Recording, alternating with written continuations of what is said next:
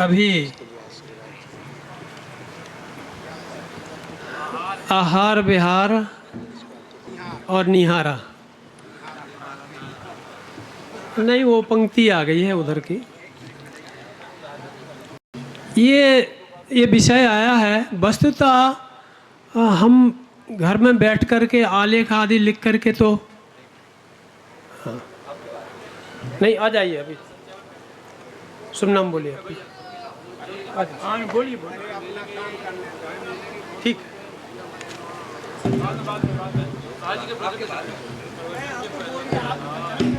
बस आपकी आइए 2 मिनट।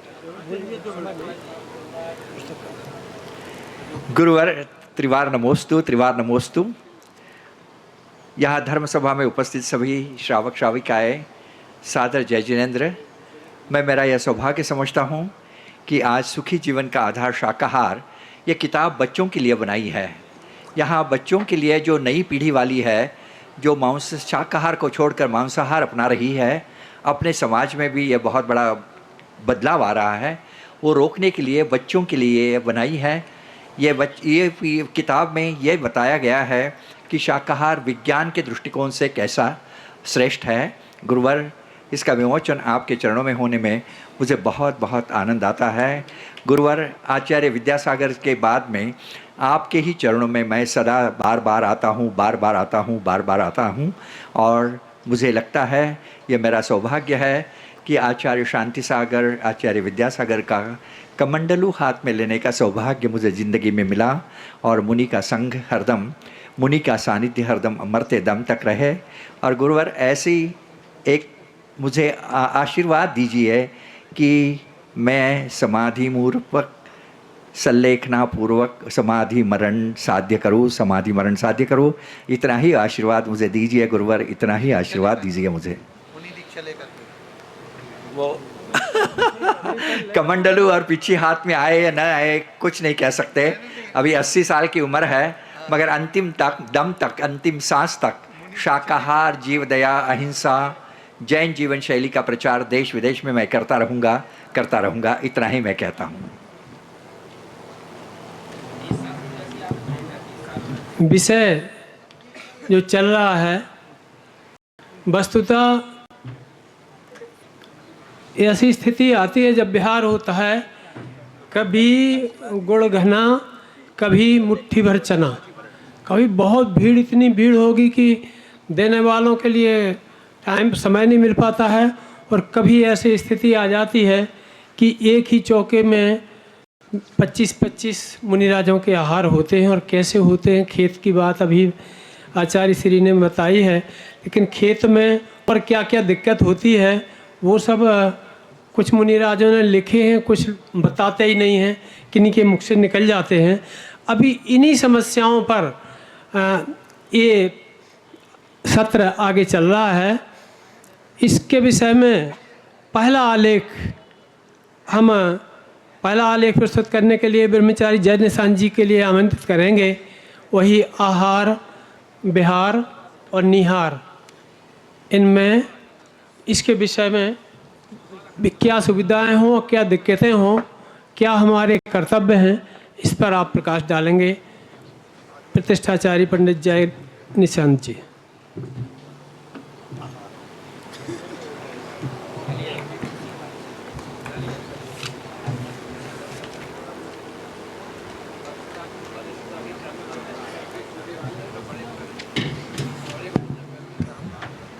ओम। अज्ञानतिमिरान्धानां ज्ञानाञ्जनशलाकया चक्षुरुन्मीलितं येन तस्मै श्रीगुरुवे नमः। प्रतिभादेव श्री चंद्रप्रभु भगवान की जय। योदशी पार्श्वनाथ भगवान की जय। प्रमुख गणाचार्य श्री विराग सागर महाराज की जय। आचार्य गुरुदेव श्री विद्यासागर जी महाराज की जय। आचार्य गुरुदेव श्री ज्ञान सागर जी महाराज की जय। श्री श्रोमणी आचार्य श्री विशुद्ध सागर जी महाराज की, आचार्य संघ की जय। आहार अभी विमोचन हुआ है, शाकाहार। आज वर्तमान में हम आहार को एक संज्ञा दे रहे हैं मांसाहार, जो मेरे हिसाब से नहीं बोले, मांस भक्षण बोलना चाहिए। वो आहार है ही नहीं, उसे होना चाहिए मांस भक्षण। आहार से संज्ञा देनी नहीं चाहिए उसे, वो आहार में है ही नहीं। और वर्तमान में जो विडंबना बन रही है वो ये बन रही है कि हमारे बच्चों में संस्कार नहीं पहुंच पा रहे हैं, और वो संस्कार जो आधुनिक पीढ़ी है, चाहे वो हमारे घर की बालिकाएं हों, हमारे घर की बहुएं हों, वो शारीरिक परिवर्तनों को वैज्ञानिक परिवर्तन मानते हुए उसको अशुद्ध मानती ही नहीं है। मासिक अशुद्धि के काल में भी वह बहनें रसोई में काम करती हैं, उनके बेडरूम में, ड्राइंग रूम में उठना बैठना, पूरे घर में चलना फिरना होता है। परेशानी उनकी ये है कि एकल परिवार है, बच्चों को तैयार करना है, बच्चों को स्कूल भेजना है, श्रीमान जी को ऑफिस जाना है, फैक्ट्री जाना है, दूसरा हेल्पिंग हैंड कोई है नहीं, तो ऐसी चीज़ में क्या किया जाए। और जिस घर में इस प्रकार की अशुद्धि हो, उस घर की वस्तुएं शुद्ध हैं क्या? वो वस्त्र हों, चाहे कपड़े हों, चाहे पर्दे हों, चाहे सोफे हों, जहाँ हमारा उपयोग होता है, हमारी बहनें बताएंगी वो शुद्ध हैं क्या? और उन वस्त्रों को पहन के उन पात्रों में भोजन बनाया जाएगा, क्या वो मुनराज के योग्य है? पहले हमारे बुंदेलखंड में आज भी जिस मूल बर्तन से भोजन बनाया जाता उससे परोसा भी नहीं जाता। जूठा करने की बात तो दूसरी है, जो मुख पात्र होता है उससे छोटे पात्र में लेके परोसा जाता है। लेकिन आज स्थिति ये है कि जिसको करे मरना उसी में से लेके खाना। तो ये भोजन शुद्धि की बात कर रहा हूँ, क्योंकि समय अपना निश्चित है और मुझे समय के अनुसार चलना है। तो एक तो प्रतिकूल आहार, हमें ज्ञान ही नहीं है कि क्या बनाना है। प्रतिद्वंद्विता चल रही है, उनके यहाँ 3 रस निकले थे, 2 मिठाई बनी थी, हमारे यहाँ 4 रस होंगे, 3 मिठाई होंगी। कि उनसे बढ़ते बढ़ते बढ़ते वो न जाने ऐसे बढ़ जाता है, बिल्कुल मीनू बन जाता है वो, कि सामने वाला जो सामान्य परिस्थिति का व्यक्ति वो तो चौका लगाने में घबरा जाता है। अगर लगाता भी तो सामने वाले बोलते क्या बनाया तुमने। अब बड़ी विडम्बना है ये। तो भोजन को मान का मापदंड बना लिया गया है, आहार को मान का मापदंड बना लिया गया है। और शहरों में तो स्थिति और गजब हो गई है कि जो अतिथि आएंगे वो आपके यहाँ भोजन करेंगे। तो आहार, महाराज जी का आहार अलग है और अतिथियों का आहार के लिए अलग से व्यवस्था करो। तो ये सामान्य जो वर्ग है, जो श्रद्धा से, भक्ति से, संयम से जो आहार बनाना चाहता है, बड़ी विडम्बना खड़ी हो गई है। और आज के घरों की स्थिति ये हो गई है, कई मंजिल के मकान बनते हैं। अब 16 मंजिल पे मकान है और 28 मंजिल मकान है और 25 मंजिल में हमारा फ्लैट है। अब अचाई से वहाँ पहुँच नहीं सकते तो अपन धर्मशाला में चौका लगा लो। वो धर्मशाला में चौका लगाना है तो अब अकेले तो हैं, तो सेवकों की आवश्यकता आज प्रत्येक संघ में होने लगी, जो बड़ी विडम्बना की बात है। बिना सेवकों के आज आहारचर्या नहीं होती है। चाहे विशाल से विशाल, चाहे कहीं भी पहुंच जाए, किसी भी बात ले लें, बिल्कुल कह रहा हूं मैं कि बिना सेवकों के आज आहार की चर्या संभव नहीं हो रही है, क्योंकि हमारी आहारचर्या विषम विपरीत हो चुकी है, जिसका संबंध मनुशंकर नहीं है लेकिन बन रहा है। स्थिति ये देखी जाती है, अगर कहीं कोई सामान्य व्यक्ति चौका लगा रहा हो, संघ की जो बहनें हैं, संघ के जो भैया हैं, वो पहुँचे क्या बनाया तुमने, वो सारे चौके वालों की बिल्कुल, अब क्या कहूँ उसके शब्द में नहीं कह रहा हूँ, मेहता बहनें भुगत होगी बैठी हैं। तो एक तो आहार की हो गई, और दूसरी बात क्या है कि जैसे खट्टी चीज ली है तो दूध घर पर नहीं होना चाहिए, रस है तो दूध नहीं होना चाहिए, दूध है तो रस नहीं होना चाहिए। गंगवाल साहब बैठे हुए हैं, जहाँ पर हम जूस दे रहे हैं उसी दिन फिर दही और उसी दिन दूध नहीं होना चाहिए। अगर दूध है तो रस नहीं होना चाहिए, लेकिन सब चल रहा है। इसीलिए हमारे अधिकांश साधु बीमार हैं, इसी कारण से हैं क्योंकि उनके आहारचर्या विषम हो रही है। जो हाथ सब पहुँच रहा है उनके पेट में, जैसा खा भाई अन्न वैसा हुए मन, और जो विपरीत भोजन जाएगा तो वो अपना प्रभाव तो बताएगा। तो ये तो हुई आहार शुद्धि की बात। अब दूसरी बात जो विषमता बात करता है कि ऐसे मकान हैं कि जहाँ आहार का संयोजना ही नहीं है। अब 7x8 का किचन बना हुआ है और ड्राइंग रूम में फिक्स सोफा पड़ा हुआ है, फिक्स बेड पड़ा हुआ है। अब वो कहाँ से समेटे, कहाँ से करे, तो इसमें भी श्रावक की दिक्कत होती है। और दूसरी बात है एकल परिवार। चौका लगाने के लिए विषम स्थिति है, विशेषता है। और यही स्थिति बिहार में है। बिहार में अगर कहा जाए, मैं यहीं की बात कर रहा हूँ, कोबर गाँव की बात कर रहा हूँ। भाई सुधीर जी बैठे और वैसे लोहाड़ी जी बैठे, सब लोग बैठे हुए हैं। और किसी मुनि संघ ने अगर शिखर जी के वंदना किया, बाहुबली के वंदना का भाव किया कि भाई हम बाहुबली वंदना करना चाहते हैं, आपकी समाज व्यवस्था कर दे, तो एक व्यक्ति ने 2 जोड़े तैयार कर दिए, एक व्यक्ति ने एक गाड़ी कर दी, दूसरे व्यक्ति ने दूसरी गाड़ी कर दी, सब सामान रख दिया। अब श्रावक को तो फुर्सत है नहीं, वो तो अपने व्यवसाय में लगा हुआ है। अब अकेला है, वो बाहर कहाँ जाएगा, कि दुकान चलाएगा, कि मंदिर देखेगा, कि समाज देखेगा।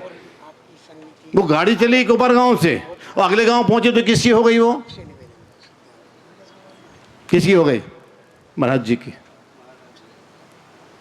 व्यवस्था किसकी है? समाज की।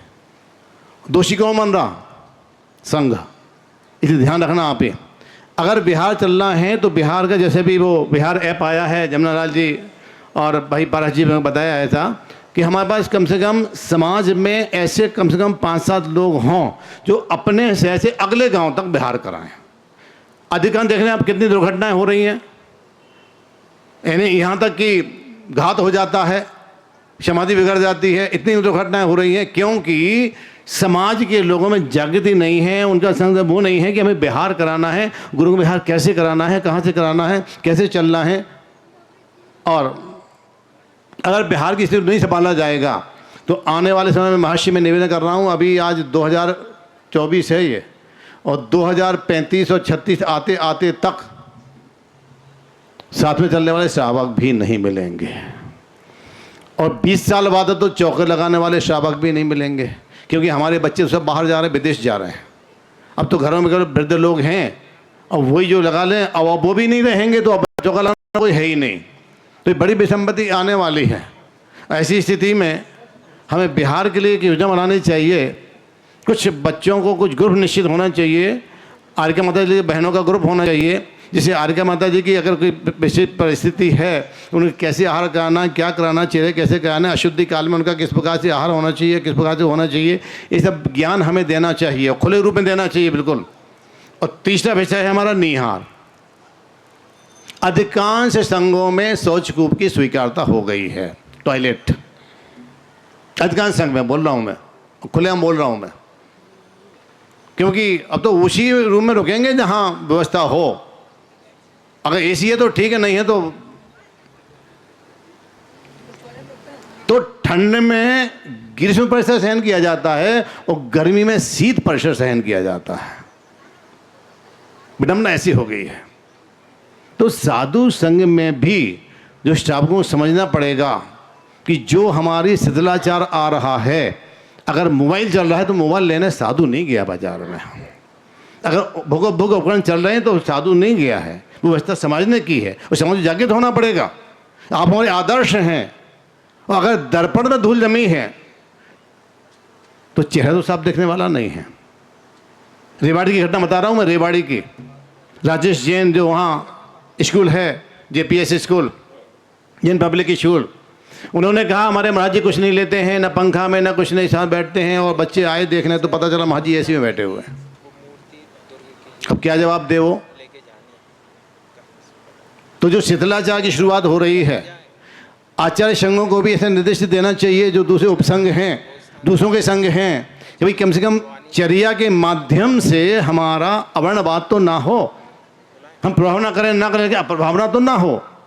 तो ऐसी स्थिति बनती आती है, श्रावक बड़ा ढंगन पड़ जाता है। अब महाराज आ गए हैं, नगर में आ गए हैं, अब वो ऐसे शर्त कर रहे हैं तो मजबूरी हो जाती है समाज के लोगों की, क्या करें ऐसे में स्थिति में। तो एकदम दृढ़ होना पड़ेगा कि अगर ऐसा है तो ऐसा है, और कई बार ऐसा आता है। तो इसलिए संघ की व्यवस्थाएं होना चाहिए। आहार विहार निहार की जिम्मेदारी जितनी समाज की है उतना ही समाज की भी है। अगर आचार्य श्री कह दें कि हम 5 पदार्थ 7 पदार्थ बाहर से कुछ नहीं लेंगे, बाहर से कुछ नहीं चलेगा, लेकिन विडंबना ये है कि भोजन जो बनता है चौके में वो कम होता है, बाहर से आने वाला बहुत अधिक होता है। इसलिए हम पूरी विवेक के साथ, जागृति के साथ और बहुमान के साथ कि कहीं हमारे संघ का अनादर ना हो, संघ की अवमानना ना हो, आहार विहारचर्या अच्छे से हो, व्यवस्थित हो, तभी जैन संस्कृति का आगे चले, क्योंकि श्रमण संस्कृति ही जैन संस्कृति का आधार है। अगर श्रमण संस्कृति अगर शिथिल हुई और डगमगाई तो पूरा जिन शासन ही डगमगा जाएगा। हम अपनी समझ में बहुत बड़ा काम करते रहे, हम अपनी समझ में बहुत बड़ा काम करते रहे और धूल लगी थी चेहरे पर, दर्पण को साफ करते रहे। धूल लगी थी चेहरे पर, दर्पण को साफ करते रहे। ओम शांति। नमस्ते।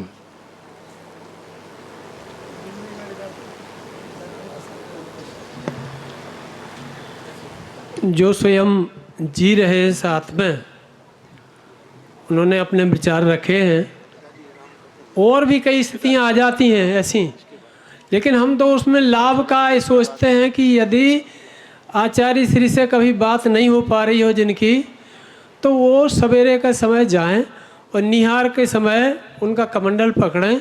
जितनी दूर तक है उतनी दूर तक जा कर के उनसे चर्चा होगी, लौट के आएंगे सो भी उनसे चर्चा होगी। इतना हमारा काम हो जाता है।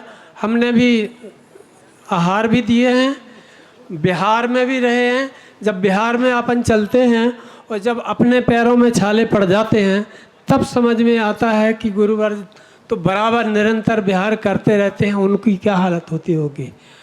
और तीसरी अवस्था के समय तो निश्चित रूप से जो मंच पर रहते हैं, मंच वाले उस समय नहीं जाते हैं। मंच वाले केवल मंच पर माइक थोड़ी देर और खींचना है और खींचना है, उसमें है।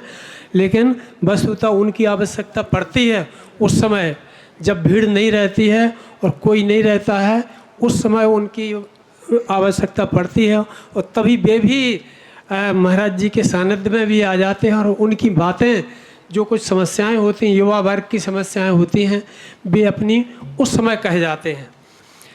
अब इस कड़ी में हम एक और ऐसे प्रवक्ता जिन्होंने जिया है और आहार विहार निहार पर तो उनका गहन अध्ययन के साथ में जो प्रायोगिक होता है वह भी उनका है। और इन्होंने 4-5 पुस्तकें मुख्य रूप से दी हैं। हम बात कर रहे हैं प्रतिष्ठाचार्य विनोद कुमार जी रजवांस की।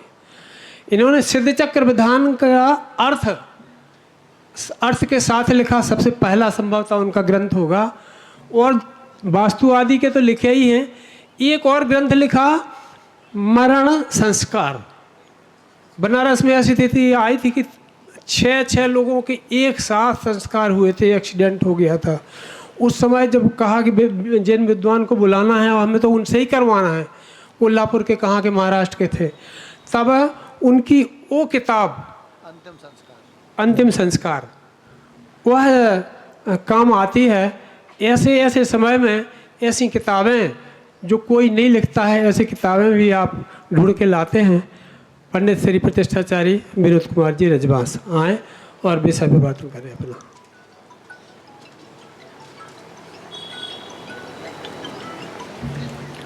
हेलो। चंद्रप्रभम चंद्रमरीचिगौरम चंद्रम द्वितीयम जगतीवकांतम वंदे भिवंदम महतामृषेन्द्रम जिनम जित शांति कषाय वंदम। देवादिदेव श्री चंद्र प्रभु भगवान की जय। 108 आचार्य श्री विशुद्ध सागर जी महाराज की जय। आचार्य संघ की जय।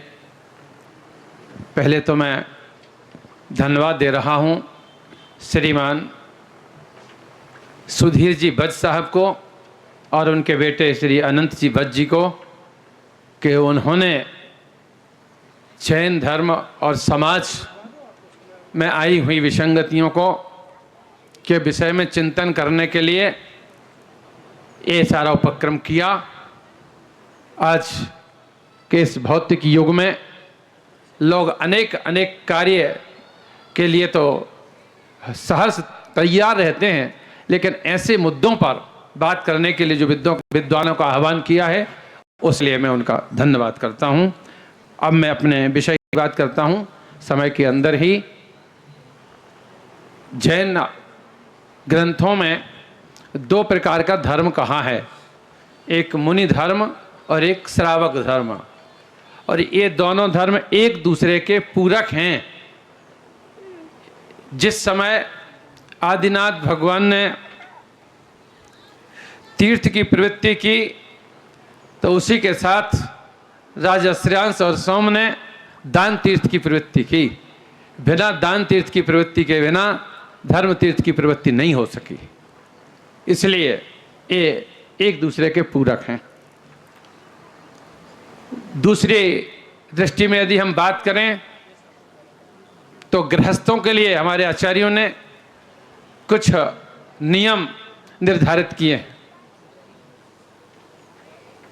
पंडित प्रवर आशाधर जी ने लिखा है कि गृहस्थ के क्या मायने हैं, तो उन्होंने कहा दीवाल और छत का नाम घर नहीं होता, जहां पर गृहिणी रहती है वह गृह होता है। और जहां जहां पर गृहिणी रहती है वहां 5 दोष होते ही होते हैं। चूल्हा, चक्की, ओखली, पानी का घड़ा, बुहारी और हो गए 5 हो गए। तो इस तरह से 5 तो होते ही होते हैं। और इन 5 में कोटनी ओखली लिख दिया। तो इस तरह से इनमें दोष लगते ही लगते हैं। तो ये बहनें पहुंची आचार्य के पास कि हे भगवान कैसे बचें इससे हम गृहस्थी के दोषों से। तो उन्होंने एक शब्द कहा, दान करो। वह दान का अभिप्राय ये है कि आप रसोई में भोजन के लिए तैयार हैं, आप अपने घर गृहस्थी में भोजन बना रही हैं तो आपको दोष लग रहे हैं। वही चौका, वही वस्तु, वही रसोई है और अगर वो मुनिराज के आहार के लिए बनाया जा रहा है तो वह दोषों को समाप्त करने का एक कारण है। तो इस तरह से जहाँ मोक्ष मार्ग आरंभ होता है तो उसमें जहाँ साधु जन साक्षात मोक्ष मार्गी हैं तो पीछे पीछे हम श्रावक भी दान दे करके और आगे बढ़ जाते हैं। अब जो मूल मुद्दा है, ये तो शास्त्र में क्या लिखा था है मैंने वो बात कही है। मूल मुद्दा ये है, पूज्य श्री के सामने ही कह पा रहा हूं क्योंकि इतनी हिम्मत और जगह कहने की नहीं हो पाती है। अभी पूर्व वक्ता कह रहे थे विजातीय विवाह की बहुत चर्चा हो गई। मेरे गांव में 40 घर हैं जिसमें 10 घरों में विजातीय विवाह हो गए और साधु आते हैं कहते हैं उनके घर आहार नहीं करेंगे। अब 30 बचे और 30 में भी आपको पता सब चौके नहीं लगा पाते। अब इतनी समस्याएं उत्पन्न हो गई, क्या करें। वो तो कहते हम तैयार हैं लगाने को और कह रहे आचार्य कहते हम नहीं वहां आहार नहीं करेंगे। अब क्या करें, इसका आगम में कोई मार्ग है क्या, उसको खोजते खोजते मैं कोपर गांव तक आ गया हूं आपके चरणों में। और मुझे जो कुछ मिला है वो आपको चरणों में निवेदन कर रहा हूं। आचार्य जिनसेन स्वामी ने आदि पुराण में स्पष्ट लिखा है कि जो ऐसे मिथ्यात्व को पालने वाले श्रावक रहे हैं उनको अगर आपको जैन बनाना है तो उसके संस्कार की विधि लिखी है और मैंने उसको डेवलप भी की है, विकसित की है, तैयार कर ली है, लेकिन उस पर मोहर आज तक किसी आचार्य की नहीं लगी। अगर वो मोहर लग जाए तो ये जगह जगह जो विजातीय संबंध हो रहा है। और पूज्य श्री के चरणों में विनंती है कि मुझे लगता है कि दौर रुकने वाला नहीं, ये तो होते ही रहेंगे और अगर हम ऐसे उन्हें अलग करते रहेंगे तो एक दिन हम जीरो के नीचे आ जाएंगे, हमारे पास कुछ नहीं बचेगा। इसलिए बहुत आवश्यक है कि हमें कोई रास्ता चाहिए और ये रास्ता अगर कोई दे सकते हैं तो हमारे आचार्य दे सकते हैं। आज हम ये बात करने के लिए आज खड़े हैं तो एक ही मुद्दा है, हमारे आचार्यों ने कहा है, हमारे आचार्यों ने कहा है। आप भी आचार्य हैं, आप जो कहेंगे वो हमें सिरोधार्य है। और आपके मुखारबिंद से दोपहर में एक बात और आई थी, वो ये आई थी कि उन आचार्य ने कितने कुल जैन बनाया, उनने किनको बनाया, वो आज वो है। सब आपने यहाँ जो कहा सबने सुना था। हाँ, वो नेमा का, अग्रवाल का, खंडेलवा का, सबका आपने बताया था। तो जब हम उनको जैन बना सकते हैं तो हम जैनों को जैन कैसे नहीं बना सकते, इसके विषय में भी कुछ रास्ता होना चाहिए। और आज अगर इस विद्वानों की सभा में, जहाँ मुझे लगता है देश की श्रेष्ठ विद्युत सभाओं के मुखिया आज यहाँ बैठे हुए हैं, अगर आज वो निर्णय नहीं हो पाया तो मुझे लगता फिर कभी नहीं हो पाएगा। आज मैं अपनी बात कह सकता हूं कि आपके निकट आया हूं कि यदि इसका कुछ समाधान निकले तो ये आहार की हमारी बहुत बड़ी समस्या हल हो जाएगी। आज अभी जो हमारे पूर्व वक्ता कह रहे थे कि आज हम चौका लगाने के लिए महिलाओं को बाहर से बुला लेते हैं, क्या पता है उनके घर में कैसी व्यवस्थाएं हैं, कैसे हैं, क्या है, उनकी कुल शुद्धि वगैरह है कि नहीं, क्या इस पर कभी कोई विचार करता है? भैया 3 महिलाएं चाहिए चौके में, 4 महिलाएं चाहिए। और हमारे यहाँ जो बहुत जिनकी पीढ़ियां मुझे मालूम है कि जो इतने धार्मिक रहे, जिन हमेशा चौका लगते रहे, और उसके आज एक बच्चे ने किसी अजैन बच्ची से शादी कर ली तो वो वंचित हो गए। तो उनके जो पूर्वज से हैं, जो माता पिता हैं, उनका क्या अपराध है? तो इस तरह से भी कई बातें सामने आती हैं। तो पूज्य श्री के चरणों में एक विनंती है। दूसरी बात, अभी हमारे पूर्व वक्ता ने बहुत कुछ बिहार आदि की चर्चा। आहार में मैं एक चौके में गया, दिल्ली की बात है, महाराष्ट्र की नहीं है, और वहां जब चौके में देख रहा था तो मैंने कहा आहार तो हम फिर देख लेंगे, कितने आइटम बने हैं जरा गिन लें। मैं गणित साइंस से पढ़ा हूं भैया, लेकिन मैं गिनती नहीं कर पाया भारती जी, कर ही नहीं पाया।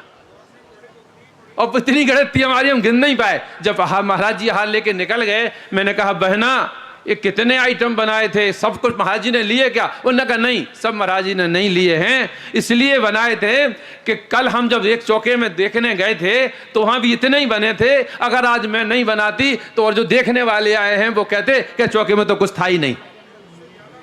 तो इसका अभिप्राय एक और है, जो पूज्य श्री ने सुबह कहा था, और उन्होंने अपने मन से नहीं कहा था। रायण सार में आचार्य श्री ने कहा है, कुंद कुंद स्वामी ने, कि जो गर्भ में शिशु है, बोल नहीं पा रहा है, बोलता नहीं है, फिर भी मां समझ लेती है कि बच्चे को क्या आवश्यकता है। जो बच्चा मुंह नहीं बोलता, उसके अभिप्राय को भी समझ लेती है मां। उसी तरह कौन सी ऋतु है, किस ऋतु में क्या सब्जी, क्या फल, क्या रस, क्या भोजन में देना है, क्या नहीं देना है, ये सब हम सबको पता होना चाहिए, तब एक श्रेष्ठ आहार की व्यवस्था हो सकती है। तो इस तरह से शास्त्रों में भी आचार्यों ने संकेत दिए हैं।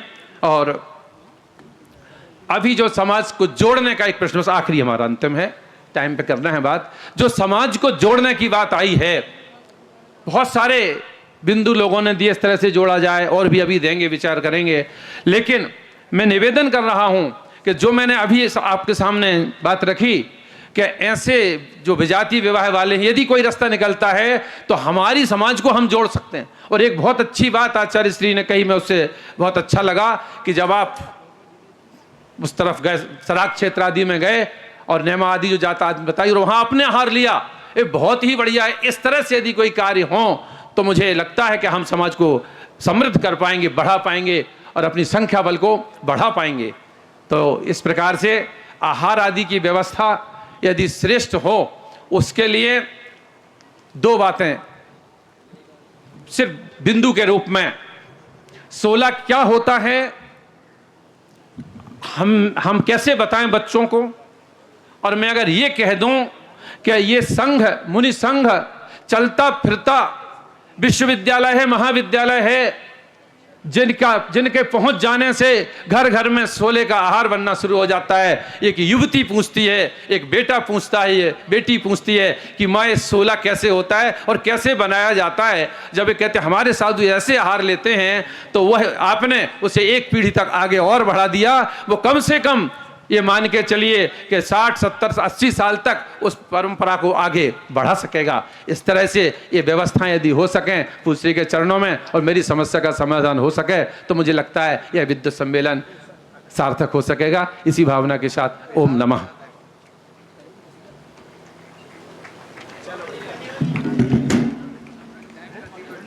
कई अनुभूत वक्तव्यों के लिए आपने रखा।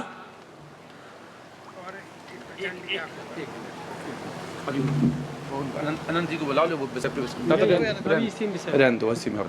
एक और निवेदन कर रहा हूं। हमारे बीच श्री संतोष कुमार जी घड़ी सागर से हमारे बीच हैं। इनका कॉलेज चलता है, शिक्षा के क्षेत्र में बहुत अच्छा कार्य किया है, और इन्होंने एक के अपना जो कॉलेज का एरिया है उसमें एक जिन मंदिर, उसमें पढ़ने वाले छात्र हों, लेकिन वो धर्म के संस्कार वहां से लें, तो वहां विशाल जिन मंदिर और उसकी जो प्रतिष्ठा का है, और वह अनुकूल अभी आया नहीं है। उन्हें कुछ समाज भी अन्य समाजों की अनेक विसंगतियां और विभ्रांतियां हैं जिनका निराकरण होना परमावश्यक है। मुझे बड़ी हैरानी होती है जब ये सुनता देखता हूँ कि दिगंबर जैन समाज भी पंथों में विभक्त है। उनमें समन्वय की बात उठती है, सामाजिक एकता और सद्भावना की पुनर्स्थापना के स्वर गूंजते हैं। विचार कीजिए, जब तीर्थंकरों की दिव्य देशना प्राणी मात्र को उत्तमोत्तम जीवन जीने की ओर ले जाते हैं का सर्वथा सक्षम है, वहीं दिगंबर जैन समाज में विसंगतियां और विषमताएं क्यों परिलक्षित हैं? अलगाववादी प्रवृत्तियां क्यों विस्तार पा रही हैं? सर्वथा हमें उन कारणों को तलाशना होगा जिसके कारण ये विद्रुपताएं पनप रही हैं।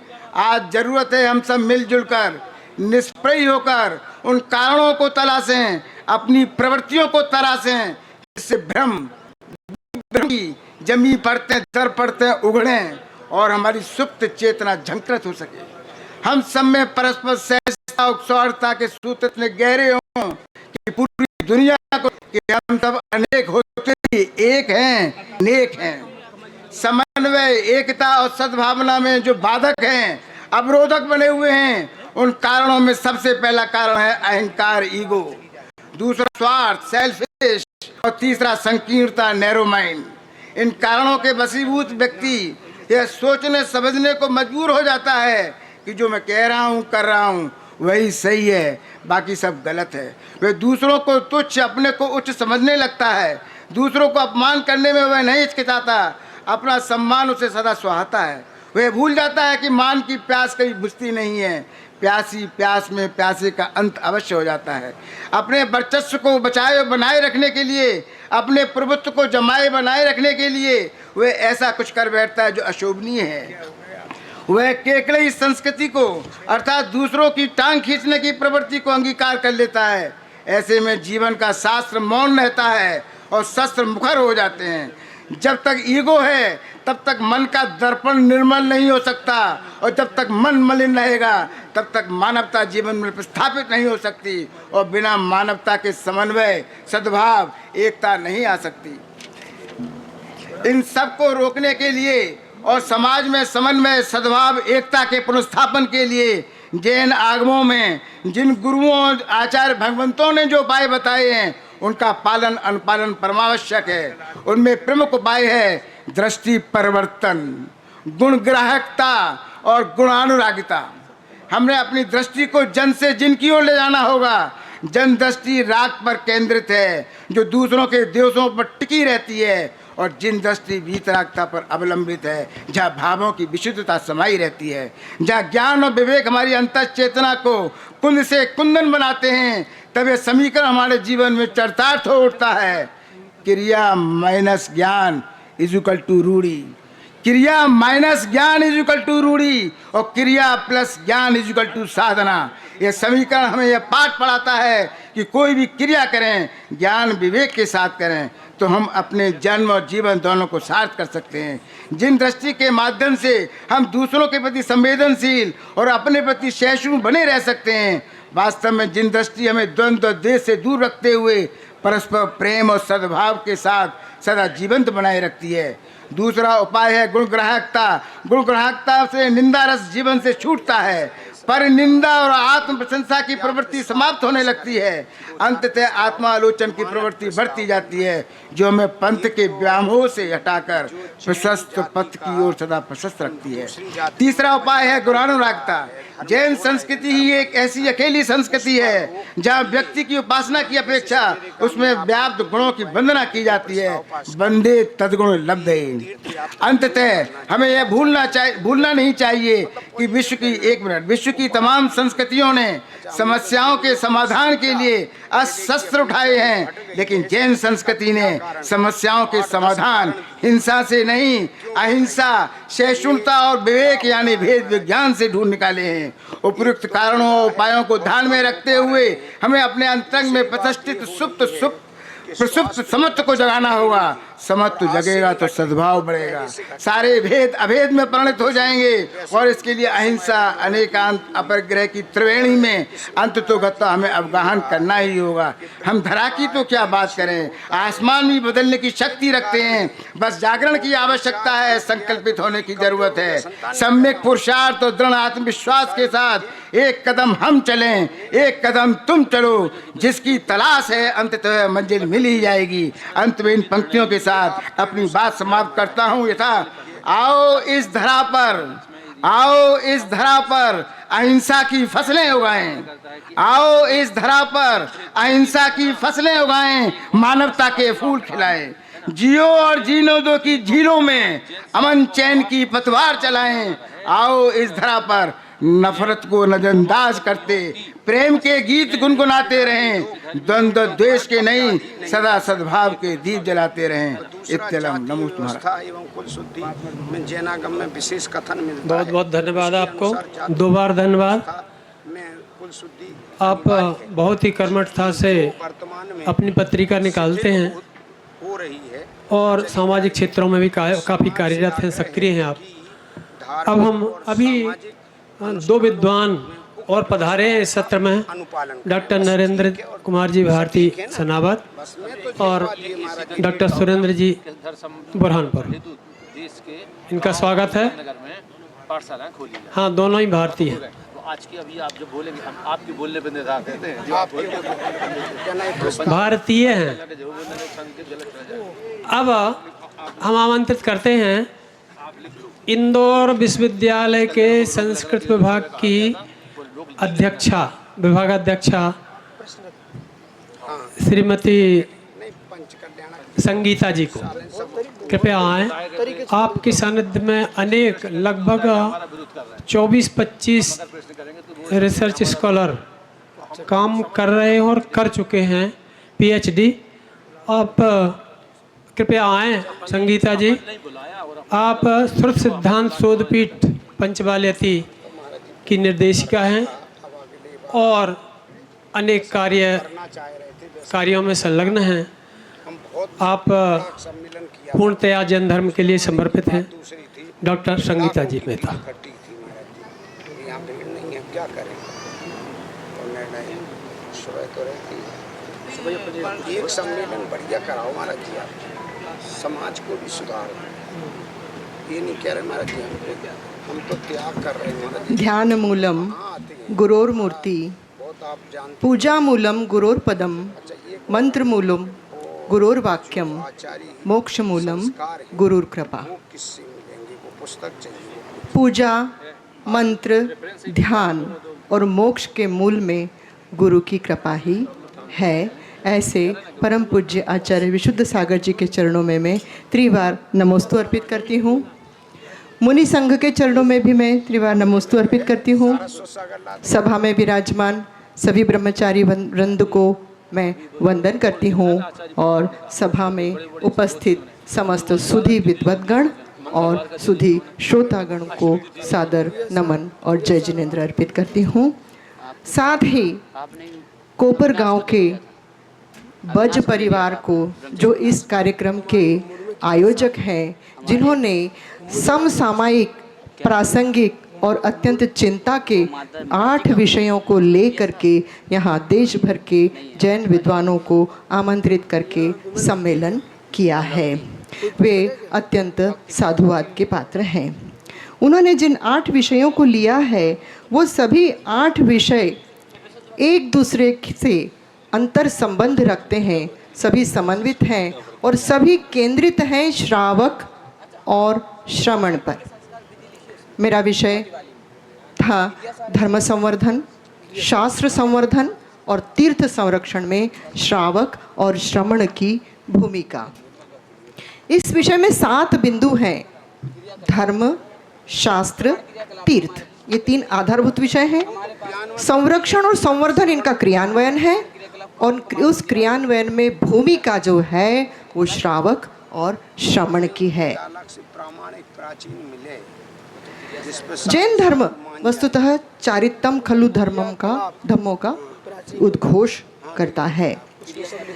आचार्य समंतभद्र ने रत्नकरण श्रावकाचार में धर्म की परिभाषा दी है, सदृष्टि ज्ञान वृत्तानि धर्मम धर्मेश्वरः विदु, यानी सम्यक दर्शन, सम्यक ज्ञान और सम्यक चारित्र्य को ही धर्म कहते हैं। जिनेंद्र सिद्धांत कोश में भी धर्म कहा है स्वभाव को, जीव के स्वभाव को। तो जीव के स्वभाव को जो आनंद प्रदान करे वह पद्धति धर्म है। और इस दृष्टि से धर्म को दो प्रकार का कहा है, अंतः धर्म और बाह्य धर्म। बाह्य धर्म में पूजा, दान, तप, संयम, व्रत आदि आते हैं, और अंतरंग धर्म ने आत्मा का स्वभाव और वीतरागता की प्राप्ति का मार्ग या साधना करना है। आज वर्तमान में इन दोनों धर्म में विशुद्धि की अत्यंत आवश्यकता है। जैन संस्कृति में श्रावक और श्रमण दोनों ही समाज की संरचना के आधार हैं। तीर्थंकर के में भी श्रावक श्राविका और मुनि आरिका चतुर्विध संघ की रचना होती थी। इसी से समाज का निर्माण होता था। हमारे आचार्यों ने मानव जीवन की सार्थकता के लिए आचार संहिताएं बनाई। श्रावक के लिए श्रावकाचार और मुनियों के लिए भी श्रमणाचार बनाया है, क्योंकि ये दोनों आचार संहिता ही जैन धर्म की नींव है, या कह सकते हैं हम मेरुदंड है, या जीवन रथ के दो पहिए हैं जिससे ये समाज का रथ अच्छी तरह से सुचारू रूप से चलता है। श्रावक के लिए उन्होंने कहा है कि श्रद्धावान, विवेकवान और क्रियावान श्रावक होता है। श्रावक के 3 भेद कहे हैं, सबके अष्टमूल गुण, नैष्ठिक साधक के प्रतिमाएं, और साधक श्रावक के लिए संलेखना आदि का विधान किया है। श्रमणों के लिए भी 28 मूल गुण बताए हैं, और इन गुणों से ही मुनियों का भी की चर्या व्यवस्थित और सुरक्षित होती है। शास्त्र संवर्धन के लिए जब हम बात करते हैं तो आचार्य समंतभद्र ने लक्षण दिया है कि जो जिनेंद्र देव के द्वारा कहे गए हैं, गंधर्वों के द्वारा लिपिबद्ध किए गए हैं और मुनियों के द्वारा प्रचारित किए गए शास्त्रों को आगम कहा जाता है। शास्त्र संवर्धन की परंपरा में श्रमणों का अवदान वंदनीय और अभिनंदनीय है। अभीक्ष्ण ज्ञानोपयोगी संतों ने आचार्य कुंद से लेकर के वर्तमान तक अनेक आगम और शास्त्रों का और नवीन ग्रंथों का प्रणयन करके इस परंपरा को चिर संचित कर दिया है, जो उन्होंने अपने तप, संयम, ज्ञान की साधना से अर्जित किया। उस स्वानुभूत ज्ञान को उन्होंने आगम शास्त्रों में, ग्रंथों में चिर संचित कर दिया है। आज ये साहित्य के संवर्धन में हम श्रावकों के योगदान को भी हम भुला नहीं सकते हैं, क्योंकि इनके प्रकाशन का कार्य, इनके अध्ययन का कार्य श्रावक भी करते हैं। नई विधाओं के रूप में नए साहित्य का सृजन करना और संचार की नई तकनीक डिजिटल माध्यम से यूट्यूब के रूप में, वेबसाइट के रूप में और ई कंटेंट के रूप में इस साहित्य को चिर संचित कर दिया, जो हम देखते हैं कि लाभ आज के युवा भी ले रहे हैं। हम देखते हैं कि कोरोना काल में बहुत लोगों ने इस विधा का लाभ लिया था, तो इस रूप में भी साहित्य का बहुत अधिक सृजन हुआ है। ये सृजन जरूर हुआ है, घर पे लोगों ने बैठ कर के लाभ भी लिया है, पर फिर भी आज की परिस्थितियों में जितना इससे अर्जन होना चाहिए था वो पर्याप्त नहीं है, और ये शास्त्रों का जो उपयोग है वो सार्थक भी कम ही हो पा रहा है। हमें प्राचीन आगम ग्रंथों के मूल को सुरक्षित रखना चाहिए, जैसा कि महाराज जी ने भी बताया था कि इन्हें बंकरों में सुरक्षित रखना चाहिए। जो हमारी पांडुलिपियां हैं, उन पांडुलिपियों में जो मूल ज्ञान है, मूल स्वरूप है, उन स्वरूप को भी सुरक्षित डिजिटल रूप में करें या प्रकाशित रूप में करें, हमें करना चाहिए। और बालकों के लिए हमें पाठशालाएं और डिजिटल माध्यम से भी जैन विद्याओं के अध्ययन और केंद्र युवाओं ने खोले हैं, लेकिन इनकी और अधिक आवश्यकता है। नई पीढ़ी जो है वो सुनने और पढ़ने और लिखने के लिए उनकी संख्या कम हो रही है, उनकी रुचि कम हो रही है। व्यवहार में और आचरण में आज उनको उतारने की आवश्यकता है। नई पीढ़ी तार्किक दृष्टि से चिंतन करती है, इसलिए धर्म और शास्त्रों की वैज्ञानिकता बताना होगी। उसमें बताए गए आहार, विहार और विचार को आज के संदर्भ में, स्वास्थ्य के संदर्भ में और समस्याओं के समाधान के संदर्भ में बताना होगा, तभी ये ज्ञान फलीभूत होगा। ग्रंथों और शास्त्रों की प्रामाणिक और वैज्ञानिकता और प्राचीनता, ये भी हमको बताना पड़ेगा। और इसके कई माध्यम हो सकते हैं, प्रतियोगिताओं के माध्यम से, प्रश्नोत्तर के माध्यम से, कथा, अभिनय, ऑनलाइन स्वाध्याय के लिए प्रोत्साहन कर सकते हैं। शिविर भी समय और स्थान की आवश्यकता के अनुसार प्रेरणा देने वाले बनाए जा सकते हैं। और युवाओं के लिए सम्मेलन, जैसा आज कहा भी था सुबह, वो किया जाना चाहिए। फिर बात आती है तीर्थ संरक्षण की।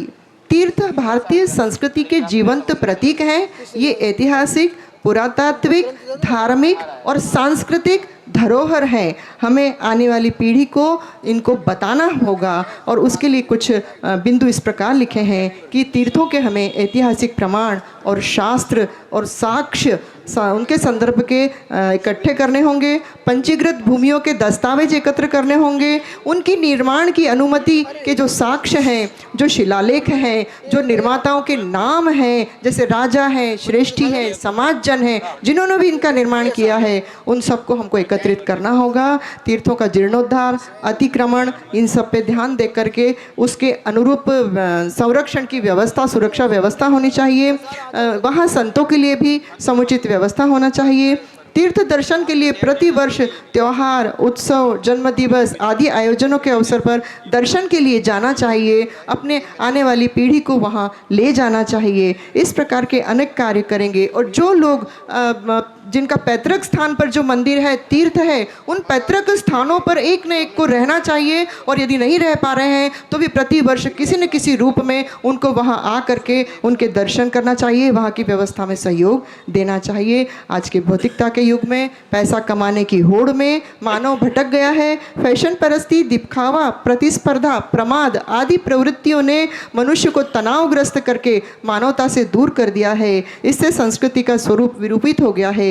ये बहुत चिंता का विषय है। हमारे परिवार, समाज और राष्ट्र के जितने भी समस्याएं हैं, उन सभी समस्याओं के समाधान जैन धर्म में है। इसलिए आज जैन धर्म के संरक्षण और संवर्धन की आवश्यकता हो गई है। यहाँ जितने भी विषय प्रस्तुत किए गए हैं, उन सभी विषयों के जितने समाधान होंगे, जब हम देखेंगे तो हमें लगेगा कि ये सभी एक दूसरे से जुड़ गए हैं। हम सभी जो जैन संगठन हैं, उसमें एकत्व और अनुशासन दो की बहुत अधिक आवश्यकता है। जो मंच और इनके प्रपंच हैं, इन सबसे दूर होना चाहिए। धर्म की व्यवहारिकता को, धर्म के आंतरिक स्वरूप को हम सभी को शुद्ध रूप में अपनाना होगा, व्यवहार के रूप में। और व्यवहार कर लेंगे, उसके बाद हम शायद निश्चय के स्वरूप में भी उसको प्राप्त कर सकेंगे। और हम इसके लिए कोई अलग से नियम और नहीं होंगे। हर एक व्यक्ति को अपने आप में निष्पक्ष, ईमानदार, अनुशासित होना पड़ेगा। तो निश्चय ही हर व्यक्ति एक योगदान करेगा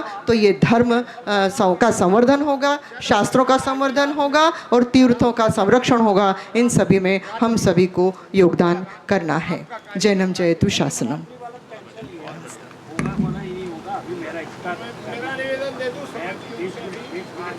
निवेदन क्या नहीं, अभी अध्यक्ष ही होगा। अभी 7 आलेख वाचन हो चुके हैं। राजमल जी का अध्यक्षीय भाषण होगा। इसके बाद में जो आचार्य श्री का निर्देश होगा वो होगा, नहीं तो आचार्य श्री के प्रवचन होंगे।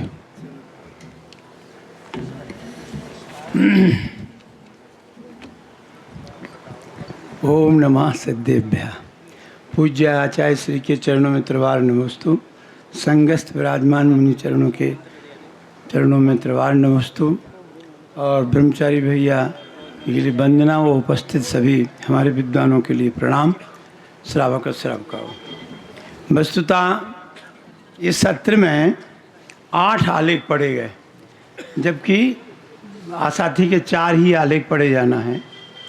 और यही कारण है कि जब आलेख ज़्यादा पढ़े जाते हैं तो उस पर निष्कर्ष नहीं निकल पाते हैं, केवल लेख ही लेख पढ़े पाते हैं। और जो निष्कर्ष आना चाहिए, अब कल मालूम चलेगा कि कितने निष्कर्ष आ पाते हैं, वो एक अलग बात है। इसमें मुझे ज़्यादा कुछ नहीं बोलना है। पूज्य मुनिश्री का मार्गदर्शन हम सबको लेना है। इसमें 3-4 आलेख तो लगभग मिले जुले थे, जो विजाति विवाह, अंतर्जातीय विवाह, इन सब पे ही बोला गया है। और लगभग सब लोग परिचित हैं, और उनके उपायों के संबंध में विचार करना था। सो उपायों पर कोई विचार हुआ नहीं, केवल उनका स्वरूप बताते रहे सभी। कुछ केवल मात्र विनोद जी ने जरूर कहा कि वर्तमान में इस संदर्भ में हमें कुछ विचार करना चाहिए। अब उस पर हम बोलेंगे तो समय अपेक्षित होता है। कुछ उसमें भी हमने विचार किए थे, और जब मैं सियादबाद महाविद्यालय में पढ़ता था तो पंडित कैलाश चंद जी के सामने भी कुछ प्रश्न आते थे, और एक दो शादियों के ऐसे प्रसंग आए तो उन्होंने कहा कि शीतल चंद जी आप ही जाके शादी कराया। तो हमने कहा महाराज जी इनको हम कैसे दीक्षित करेंगे, जो नान जैन हैं और जैन धर्म में कैसे दीक्षित करेंगे। तो कह ले ये तो आप ही समझना, मैं नहीं कुछ जानता हूँ। वे धबला माँ धबला जय धबला इनकी टीका करते थे, उनको शादी विवाह से क्या लेना देना था। तो वो कह ले वो आप ही लोग विचार करना। अब वो हम लोग विचार करते सब कुछ सारी बातें हैं, परंतु हम एक ही बात कहना चाहते हैं। इन सब जो 3-4 लेख पढ़े गए, हमने प्रयोग के तौर पर तो ये देखा कि जो हमने पाठशालाएं खोली, 700-800 पाठशालाएं चल रही हैं, और जो छात्रावास चल रहा है उसमें जो विद्यार्थी पढ़े हैं उन्होंने कोई विजाति विवाह नहीं करवाए। इससे सिद्ध होता है, और वीर सागर जी बैठे हैं स्मारक से संबंधित, आपने वहाँ रह कर के अध्ययन किया, ये भी मेरे विद्यार्थी रहे हैं। तो जहाँ तक है इनको भी जानकारी होगी कि 1,500 विद्यार्थी ने किसी ने विजाति विवाह नहीं कराए होंगे। क्यों? उनमें संस्कार वैसे दिए गए। तो अब सुनिए, मेरा कहना है कि इक्के दुक्के अपवाद एक्सेप्शन हर जगह होता है। भोजन करने के बाद भूख नहीं लगती, परंतु कोई कहे कि रसगुल्ला खा लो तो खा लेते हैं। तो कहने का मतलब एक्सेप्शन तो हर जगह होते हैं, एक्सेप्शन पर ध्यान नहीं देना चाहिए। अपन को 99% क्या कार्य हो रहा है उस पर ध्यान देना चाहिए। 1% जो नहीं हो रहा वो आप करिए अध्ययन में, उसका सुधार आप करें। तो मेरा ये कहना है कि पाठशालाएं खोलना और उसमें संस्कार माता पिता दिलवावें, मुख्य रूप से ये प्रयोग रूप से है मेरा तो अनुभव। तो यदि प्रयोग रूप से आप सुधार करना चाहते हैं तो जैसे कोपर गांव में पहले हमारे संस्थान से शिविर लगते थे, बेनाडा जी वो हमारे विद्यार्थी आते थे शिविर लगाने को। 2004 में, 6 में, 8 में ऐसे लगे हैं पहले कोपर गांव में। अभी भी शिविर आप चालू करिए। इस वर्ष हमने पिछले वर्ष 700 शिविर लगाए पूरे भारतवर्ष में। इस वर्ष हमारे करीब 1500 शिविर लगाने का लक्ष्य है। तो मेरा ये कहना कि शिविर के माध्यम से बच्चों में संस्कार आते हैं अथवा पाठशालाओं के माध्यम से आते हैं। वो संस्कार यदि बनेंगे तो ये जो विजाति विवाह और अंतर्जातीय विवाह इत्यादि वो तभी घटेंगे। अपने बोलने से वो कुछ नहीं होना जाना है, क्योंकि जो माता पिता पढ़ जाएंगे यदि सही ढंग से, और माता पिता जो घर में चर्चा करते हैं बैठ करके और बच्चों से बात करते हैं, तब जा कर के कहीं बात बैठती है। माता पिता बातें नहीं करते हैं संस्कारों की, उनको कोई लेना देना नहीं रहता है, तो बच्चे कहाँ से सीखें। तो एक विकल्प फिर भी है कि पाठशाला में भेज देवें और कम से कम जो हमारे शिक्षक हैं वो पढ़ाते हैं तो उसके माध्यम से कुछ सीख सकते हैं। तो ये 3-4 आलेखों का तो यही सार आता है कि हम अधिक से अधिक पाठशालाएं खोलें, अधिक से अधिक शिविर लगाएं, और शिविर जो लगाने वाले हमारे जो शिक्षक हैं उनको पहले प्रशिक्षित किया जाए। जैसे कि स्मारक में प्रशिक्षण दिया जाता है, हम भी प्रशिक्षण देते हैं। कुछ संस्थाएं इस ढंग से काम करें तो हो सकता है जो आपने चिंता व्यक्त करी है उसमें ये कुछ सशक्त माध्यम है, सशक्त है संस्कारों का। अन्यथा आप बोलते रहिए, अर्थ करते रहिए, जो भी करना उसको करते। अब रामनंद जी ने एक लेख पढ़ा, भोजन में आहार विहार निहार। मैं कहता बच्चों को आप यही हम कि भोजन किसे कहते हैं, खाना आहार किसे कहते हैं, ये आप अंतर साध्य घर में नहीं तो कहने लगता खाना।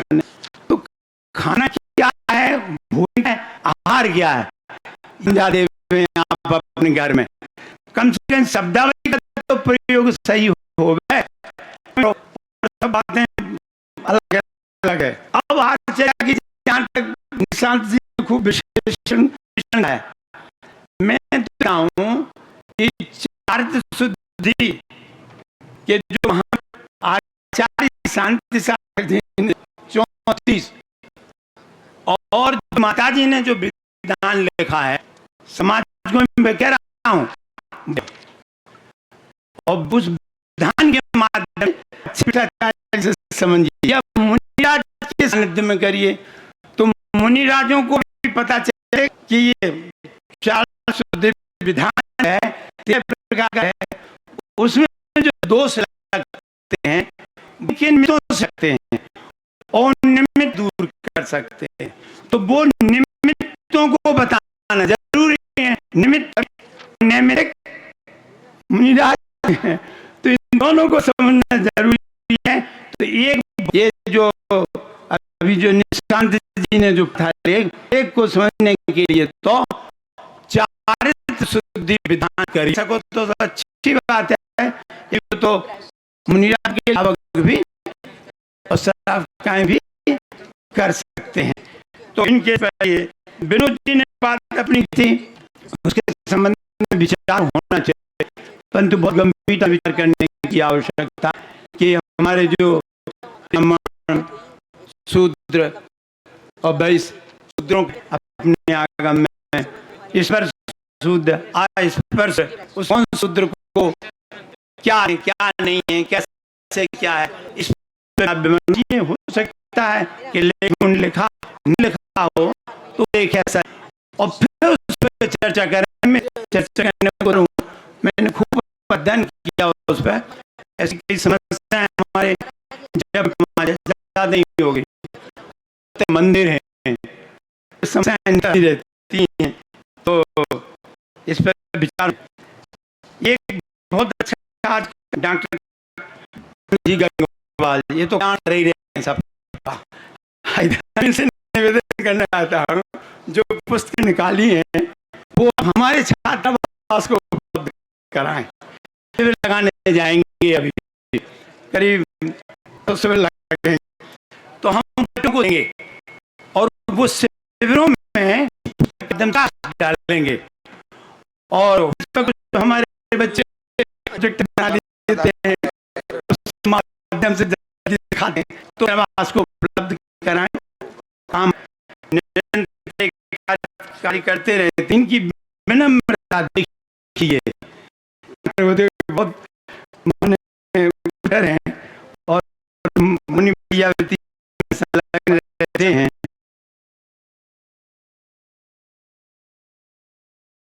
इन कुरीतियों से छुटकारा मिल जाएगा, अन्यथा जो है सो बहुत से संघ इस दिशा में प्रयासरत हैं, समाज उनका आभारी है।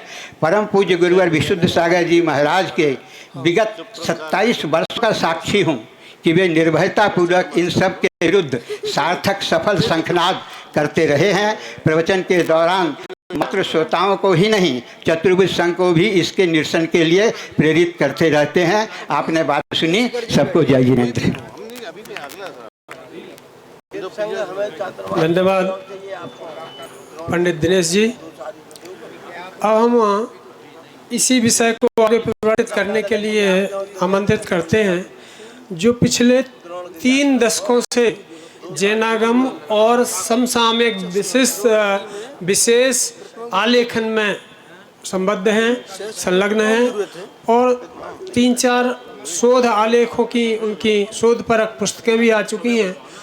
2 पत्रों जैन संदेश और संस्कार सागर, इन पत्रों की इन पत्रों की संपादिका है ऐसे डॉक्टर ज्योति जैन खतौली आए और आगे विषय को परिवर्तन कर रहे हैं।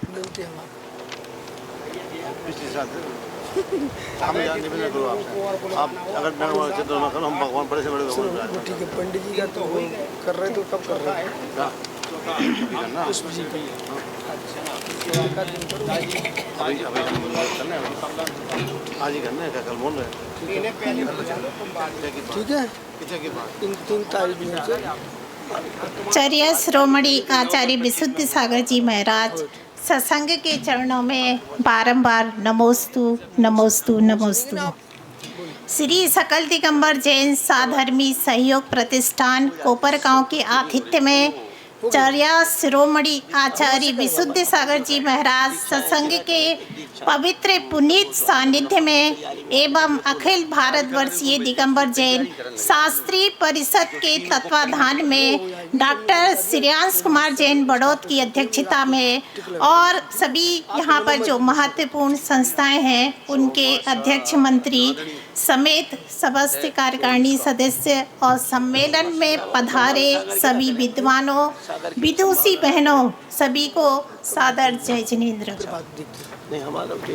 महानुभाव आचार्य श्री की प्रेरणा से एवं विद्वानों के आपसी सद्भाव से एक वैचारिक गोष्ठी जो समाज के ज्वलंत विषयों पर है, एक सामूहिक गरिमामय उपस्थिति पर पिछले प्रथम सत्र में और द्वितीय सत्र में उन पर चर्चा परिचर्चा हो रही है। इस गोष्ठी के माध्यम से पूरे देश और समाज में एक सकारात्मक संदेश जाएगा।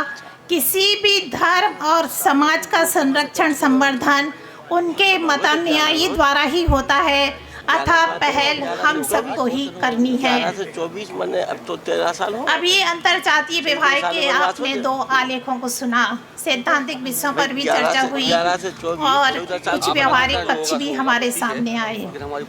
भारतीय संस्कृति जैन संस्कृति में विवाह एक पवित्र बंधन माना जाता है और सच में हमारी परिवार की व्यवस्था, हमारी सामाजिक व्यवस्था और अंततः देश की व्यवस्था में विवाह जैसी संस्था का बहुत महत्वपूर्ण योगदान है। लेकिन वर्तमान में लड़का लड़की दोनों के परिप्रेक्ष्य में कह रही हूँ मैं, वर्तमान में लड़के की हाइट कितनी है, रंग कैसा है, मकान स्वयं का है क्या, कितना बड़ा है, गाड़ी कौन सी है, हैसियत स्टेटस क्या है, भाई बहन कितने हैं, उनकी शादी हुई कि नहीं हुई, माता पिता की कितनी जिम्मेदारी है और माँ बाप परंपरावादी तो नहीं है, शिक्षा, कमाई, बैंक बैलेंस, सोशल मीडिया पर कितने एक्टिव हैं, मंदिर, रात्रि भोजन, जीविका वगैरह का चक्कर तो नहीं है। ऐसे सैकड़ों प्रश्न लड़का लड़कियों की शुभ लग्न को होने ही नहीं देते हैं। सारे प्रश्न सामने आते रहते हैं और उस पवित्र विवाह संस्कार में जहाँ धर्म में अर्थ और काम पुरुषार्थ संभव है, उस विवाह संस्कार में जो हमारे मुनियों को आहारचर्या प्रदान करता है, हमारे श्रावक के 60 कर्तव्यों की पूर्ति करता है, उस विवाह संस्कार में ये सब चीज़ें बाधक हैं। जबकि जैन संस्कृति में चाहे वह भगवान ऋषभदेव हो, चक्रवर्ती भरत हो, सेठ सुदर्शन हो या सती सुलोचना हो, सभी ने गृहस्थ जीवन का मार्ग अपनाते हुए अपने मोक्ष पथ, अपने आत्म कल्याण का मार्ग प्रस्तुत किया है। विवाह जैसे इस पवित्र संस्कार पर खतरनाक बादल मंडरा रहे हैं। पहले तो शिक्षा के नाम पर लड़का लड़की अभी शिक्षा प्राप्त कर रहे हैं, उसके बाद कैरियर के नाम पर, और उसके बाद ना मिस्टर राइट मिलते हैं और ना मिसेस राइट मिलती हैं। चलो जैसे तैसे संबंध बन भी गया, कुंडली का चक्कर, उसके बाद भी चलो शादी हो भी गई तो भगवान भरोसे ना जाने वो कितने दिनों टिकेगी। इन सब समस्याओं से समाज जूझ रहा है और हमारा जो सामाजिक ताना बाना है वह छिन्न भिन्न होता नज़र आ रहा है। गलती बच्चों की भी नहीं है। जब 17 और 18 घंटे आप एक साथ काम करते हैं और आपका लव रिलेशनशिप में हो जाते हैं, माता पिता को तो पता ही नहीं चलता। और जब माता पिता को पता चलता है, उनकी स्थिति बड़ी असहाय हो जाती है, वो कुछ कहने की स्थिति में ही नहीं होते हैं। उनकी पारिवारिक मर्यादा, उनकी सामाजिक मर्यादा, उनकी धार्मिक मर्यादा सब छिन्न भिन्न हो जाती है। ये भी कहा जाता है कि लड़कियों की संख्या कम हो रही है, लेकिन पिछले आंकड़े बताते हैं कि जैन धर्म की लड़कियों ने ही सबसे ज़्यादा विधर्मियों से विवाह किए हैं, क्योंकि लड़कियां आज अपने पैरों पर खड़ी हो गई हैं और माता पिता उनके सामने असहाय नजर आ रहे हैं। मैं सबकी बात नहीं कर रही हूँ, जो इस विसंगति वाले मामले में सामने आ रही, मैं उन्हीं की बात कर रही हूँ। माता पिता उनके सामने असहाय नजर आते हैं। आपको बताएं, मैं जिस क्षेत्र में रह रही हूँ खतौली में, आसपास गांव की पंचायतें होती हैं और उनमें इतनी दृढ़ता है, यदि उनके परिवार की लड़की ने किसी दूसरे उसमें शादी कर ली तो पंचायत निर्णय दे देती है और रातों रात वहाँ तो ना जाने क्या क्या हो जाता है। इतनी दृढ़ता से वो पालन कर रहे हैं।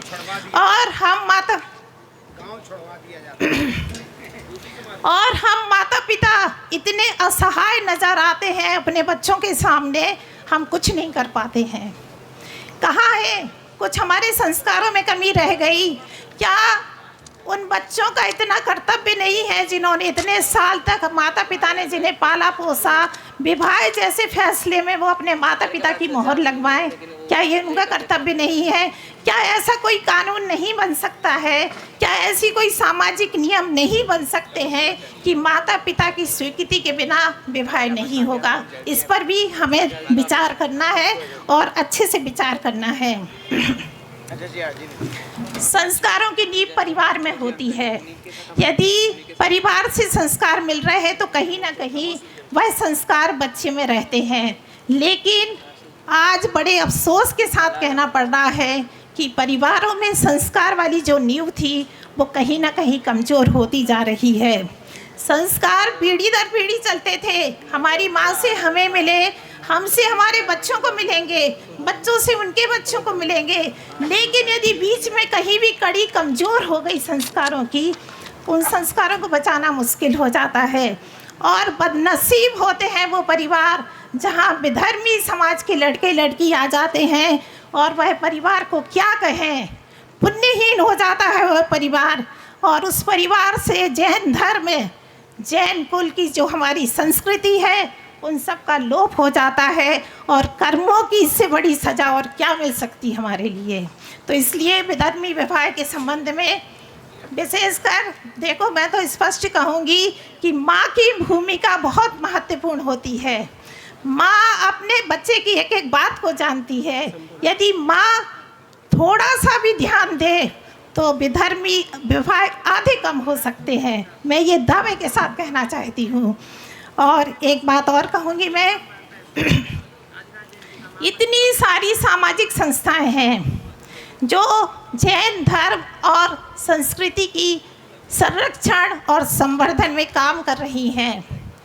यदि वो इस विषय को ले लें और ईमानदारी से अपने इसको विषय को रखें तो कोई कारण नहीं है कि हमें इस विषय को लागू करने में सफलता मिले। लेकिन आचार्य श्री विडम्बना तो ये है कि आज कोई ऐसा घर नहीं बचा है जहाँ विधर्मी विवाह ना हो रहे हो। किस किस से कहें इस विडम्बना को और क्या क्या कहें हम? बस खत्म होने वाला है। और बहुत से कारण हैं जो हमारे पूर्व वक्ताओं ने गिनाए हैं। धन का अपव्यय, भौतिकवादी सोच, दहेज आदि। लेकिन आशा की किरण हमारे पास है। हमारे आचार्य, हमारे मुनिवर, हमारी आरिका माताएं, हमारे विद्वान, हमारे भैया जी आदि समय समय पर हम सबको इसके प्रति जागरूकता पैदा कर रहे हैं। और हमने देखा कि जो महाराजों लोगों के प्रवचन जो आध्यात्मिक होते थे, अब वो सामाजिक होने लगे हैं, क्योंकि उन्होंने देखा है कि समाज में विसंगतियां बहुत ज़्यादा बढ़ती जा रही हैं। तो इस तरह से साधु समाज का बहुत बड़ा उपकार है हमारे ऊपर कि जो वो हम सबको दिशा निर्देश दे रहे हैं, लेकिन हम सबको भी इस पर विचार करना है। एक बात मैं और यह सबसे कहना चाहती हूँ लास्ट में, देखो हम लोग कितने ही प्रयास करें ये रुक तो नहीं पाएगा, बहुत आगे बढ़ गया है। लेकिन अब कुछ ऐसी व्यवस्था निकाले, जो लड़कियां हमारे समाज में आ गई हैं बहुएं बनके या जो जा रही हैं, उनके लिए कुछ रीति नीति तो बना लें, वो जैन धर्म की मुख्य धारा में तो आ जाए कम से कम, क्योंकि बहुत कुछ प्रयास करने के बाद भी ये चीज़ें रुक नहीं पा रही हैं। तो हमें लगता है थोड़ा सा नया चिंतन हम लोगों को भी रखना है, ताकि समाज में बिखराव पैदा ना हो और कुछ ऐसा बने कि जो बाहर से लोग आ रहे हैं हम उन्हें अपनी धर्म की धारा में शामिल कर सके। इन्हीं मंगल भावना के साथ सभी को जय जिनेन्द्र। धन्यवाद डॉक्टर ज्योति जी। कई बिंदु आपने नए रखे, कुछ समाधान भी प्रस्तुत किए, उसको आलेख रूप में जैसे भी हो आप अपने वक्तव्य को दे दें, और आपकी जो सोच है आगे की वह भी आप प्रस्तुत करें, इस पर कि विचार किया जा सके। अगले विषय के लिए, विषय को प्रस्तुत करने के लिए, विषय की प्रस्तावना के लिए हम आमंत्रित करते हैं श्री अनंत कुमार जी बज, कृपया आएँ और विषय प्रस्तुतिकरण करें।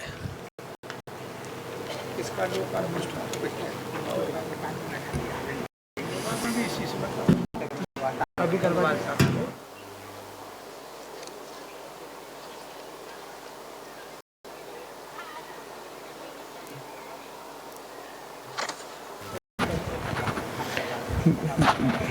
नमोस्तु गुरुदेव, नमोस्तु। विषय प्रवेश से पहले हमारे बीच डॉक्टर कल्याण जी गंगवाल यहाँ पधारे हुए हैं। इन्होंने एक पुस्तिका लिखी है,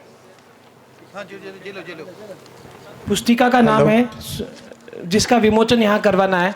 तो मैं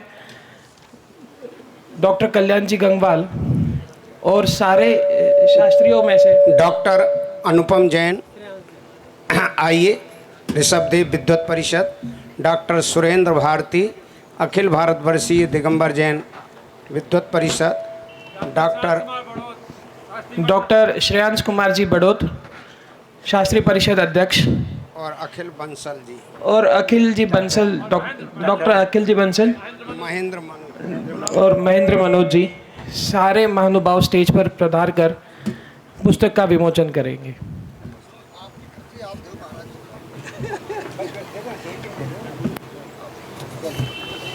हरिश्चंद्र शास्त्री बरनी सभा संस्थान।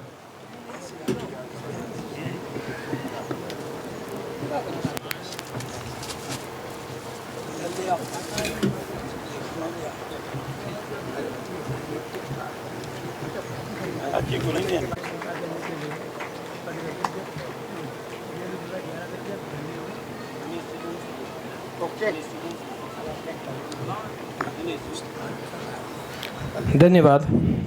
जो अगला विषय है उसकी ओर, विषय है जैन साधु संतों के आहार विहार आदि में सुरक्षा और समाज की जिम्मेदारी। और मैं यहाँ आमंत्रित करना चाहूँगा वक्ताओं को जो इस विषय पर लेख पढ़ेंगे।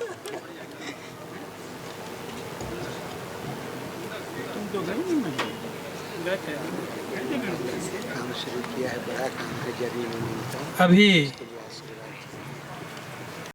तो ये जो विजाति विवाह और अंतर्जातीय विवाह इत्यादि वो तभी घटेंगे, अपने बोलने से वो कुछ नहीं होना जाना है।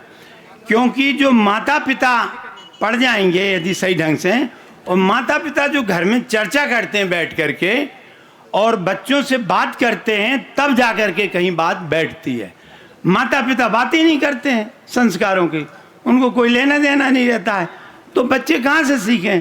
तो एक विकल्प फिर भी है कि पाठशाला में भेज देवें, और कम से कम जो हमारे शिक्षक हैं वो पढ़ाते हैं तो उसके माध्यम से कुछ सीख सकते हैं। तो ये 3-4 आलेखों का तो यही सार आता है कि हम अधिक से अधिक पाठशालाएं खोलें, अधिक से अधिक शिविर लगाएं और शिविर जो लगाने वाले हमारे जो शिक्षक हैं उनको पहले प्रशिक्षित किया जाए। जैसे कि स्मारक में प्रशिक्षण दिया जाता है, हम भी प्रशिक्षण देते हैं। कुछ संस्थाएं इस ढंग से काम करें तो हो सकता है जो आपने चिंता व्यक्त करी है उसमें ये कुछ सशक्त माध्यम है, ये सशक्त उपाय है ये संस्कारों का। अन्यथा तो आप बोलते रहिए, प्रस्ताव पारित करते रहिए, जो भी करना उसको करते रहिए, कुछ ज़्यादा नहीं होना है। अब रहा, निशांत जी ने एक लेख पढ़ा था, भोजन मैंने आहार विहार निहार। मैं कहता हूँ बच्चों को आप यही बताएं कम से कम कि भोजन किसे कहते हैं, खाना किसे कहते हैं, आहार किसे कहते हैं, यही आप अंतर समझा दिया करें घर में। नहीं तो कहने लगता अब तो खाना खाने जाने। तो खाना क्या है, भोजन क्या है, आहार क्या है, ये कम से कम समझा देवें आप अपने घर में। कम से कम शब्दावली का तो प्रयोग सही हो गए, अभी कम से कम इतना तो करो, और सब बातें अलग अलग है। अब आहारचर्या की जहाँ तक निशांत जी ने खूब विश्लेषण किया है, मैं तो ये कहता हूँ कि चारित्र शुद्धि के जो महावीर आचार्य शांति सागर जी ने किए थे 1234, और जो अभी पूर्णमती माता जी ने जो विधान लिखा है समाज को, मैं कह रहा हूँ वो विधान करिए और उस विधान के माध्यम से अच्छे प्रतिष्ठाचार्य से समझिए या मुनिराज के सानिध्य में करिए, तो मुनिराजों को भी पता चलेगा कि ये चार शुद्धि विधान जो है 13 प्रकार का जो चारित्र है उसमें जो दोष लगते हैं वो किन किन निमित्तों से लगते हैं और निमित्तों को कैसे दूर कर सकते हैं। तो वो निमित्तों को बताना जरूरी है। निमित्त हम सभी हैं और नैमित्तिक मुनिराज हैं, तो इन दोनों को समझना जरूरी है। तो एक बहुत अच्छा साधन है ये जो अभी जो निशांत जी ने जो पढ़ा था लेख, उस लेख को समझने के लिए तो चारित्र शुद्धि विधान करिए। व्रत कर सको तो अच्छी बात है, यदि वो तो मुनिराजों के लिए है, परंतु श्रावक भी और श्रावकाएं भी कर सकते हैं। तो इनके इस पर ये विनोद जी ने जो बात अपनी कही थी उसके संबंध में विचार होना चाहिए, परंतु बहुत गंभीरता से विचार करने की आवश्यकता है कि हमारे जो क्षत्रिय, ब्राह्मण, शूद्र और वैश्य, शूद्रों के भी भेद बताए हैं अपने आगम में। स्पर्श शूद्र, अस्पर्श शूद्र, उसमें से कौन शूद्र को क्या अधिकार हैं, क्या नहीं है, कैसे क्या है, इस पर विचार विमर्श होना चाहिए। हो सकता है कि लेख में उन्होंने लिखा हो, नहीं लिखा हो तो वो लेख ऐसा लिखें और फिर उस पर चर्चा करें। मैं चर्चा करने को तैयार हूँ, मैंने खूब अध्ययन किया उस पर। ऐसी कई समस्याएं हमारे जयपुर में 5 लाख की जैन समाज है, ज़्यादा ही हो गई, और 370 मंदिर हैं, तो ये समस्याएं निरंतर आती रहती हैं। तो इस पर विचार होना चाहिए। एक बहुत अच्छा आज कार्य हुआ है, डॉक्टर कल्याण जी गंगवाल, ये तो कल्याण कर ही रहे हैं सबका। इधर में मैं इनसे निवेदन करना चाहता हूँ, जो पुस्तकें आपने निकाली हैं वो आप हमारे छात्रावास को उपलब्ध कराएं। हमारे विद्यार्थी अभी शिविर लगाने जाएंगे, अभी करीब 1500 शिविर लगेंगे, तो हम उन बच्चों को देंगे और वो शिविरों में इस पुस्तक के माध्यम से कुछ प्रकाश डालेंगे। और हो सकता है कि इस पर कुछ हमारे बच्चे बहुत जल्दी प्रोजेक्टर बना लेते हैं, उसके माध्यम से जल्दी सिखाते हैं, तो वो हमारे छात्रावास को उपलब्ध कराएं। काम आपका बहुत बढ़िया है, निरंतर एक कार्य करते रहते हैं। इनकी विनम्रता देखिए, है ना, डॉक्टर होते हुए बहुत माने उच्च कोटि के डॉक्टर हैं और मुनि भैया वृत्ति में संलग्न रहते हैं। ऐसे गंगवाल साहब को हम सभी की ओर से साधुवाद है कि निरंतर आप 1.5 वर्ष तक तो कम से कम जिए, 150 वर्ष तक, जिससे किसी प्रकार से काम करते रहे। और इसके बाद जो है राजीव जी पिचंडिया, इनके पिताजी से बहुत संपर्क हुआ करता था और बहुत खुले विचारधारा के थे, और प्रवचन में भी हमारी संगति इनके पिताजी के साथ हुई है। ऐसी ये भी बिल्कुल खुले विचारधारा से बोलते हैं, बहुत साधुवाद है कि आप पिताजी के पद चिन्हों पर चले हैं और आप चिंतन करें। अभी मेहता जी ने भी अपने कुछ विचार किए हैं श्रुत संरक्षण के संबंध में। श्रुत संरक्षण के संबंध में महाराज जी का चित्त, अरे श्रेयांश जी, महाराज जी को एक सुझाव देना चाहता हूँ। महाराज जी, सुर संरक्षण के संबंध में मैं ये बात कहना चाहता हूँ कि आज जो ग्रंथ प्रकाशित हो रहे हैं, चाहे मुनिराजों के हो रहे हों और चाहे श्रावकों के हो रहे हैं, हमारे सुरेंद्र भारती जी विद्युत परिषद के महामंत्री हैं, अध्यक्ष हैं इस समय, उनसे भी मैं कहना चाहता हूँ कि पहले पुस्तकें छपती थीं विद्युत परिषद की ओर से, तो उसकी वाचना होती थी, और वाचना होने के बाद जब जैसे कि तीर्थंकर महावीर और आचार्य परंपरा डॉक्टर नेमीचंद जी की पुस्तक प्रकाशित हुई, तो कैलाश चंद जी, उदय चंद जी और डॉक्टर दरवाईलाल जी कोठिया और स्वयं उदय चंद जी बैठ करके वाचना हुई, और तब उस ग्रंथ की प्रामाणिकता बन पाई, और तब विद्युत परिषद ने प्रकाशित किया था। तो जितनी परिषदें हैं वर्तमान में, उन सब परिषदों के अध्यक्ष, मंत्री और सभी नेताओं से निवेदन है कि जो भी सैद्धांतिक ग्रंथ, एक तो परिषद सैद्धांतिक ग्रंथ प्रकाशित करें और विधान की पुस्तकें प्रकाशित करें, तो उनकी भी वाचना होना चाहिए, उन विधान विशेषज्ञों को बिठा लेना चाहिए। अभी एक विधान में मैं कर रहा था, बहुत गलतियां थी उसमें। अब वो श्रावक हमसे पूछते हैं कि ऐसा होता है वैसा होता, तो कहने का मतलब मेरा ये है, मुनिराज भी विधान लिख रहे हैं, और मुनिराज अपने विधान लिख दिए और अपने जो समझ में सो वो इंट्रोडक्शन लिख देते हैं। अभी एक विधान प्रकाशित है कि एक मुनिराज ने लिखा, तो उन्होंने लिखा भक्ति और सिद्धांत दोनों विपरीत हैं। अब बताओ उनको क्या समझाया जाए? भक्ति तो सिद्धांत की ही होती है, परंतु उन्हें लिख दिया। अब श्रावक जो विधान कर रहे थे तो हमसे पूछे कि पंडित जी, जो महाराज जी ने लिखा वो सही है कि आप जो कह रहे हैं वो सही है? आप बताओ क्या करी जाए? तो कहने का मेरा ये है कि विधान प्रकाशित हो गए, अच्छा कोई अभी पूज्य आचार्य श्री के ग्रंथ प्रकाशित होते थे, समय देशना, तो श्रेयांश जी और हम और एक हमारे साथी ऋषभ प्रसाद जी लखनऊ, वो अब चल बसे, तीनों बैठते थे और पूज्य आचार्य श्री विराजते थे। और जो हम और श्रेयांश जी या वो लखनऊ वाले ऋषभ जी कहते थे, तो आचार्य श्री कहते थे पंडित जी जो तुम्हें ठीक नहीं लग रहा उसको अलग करो।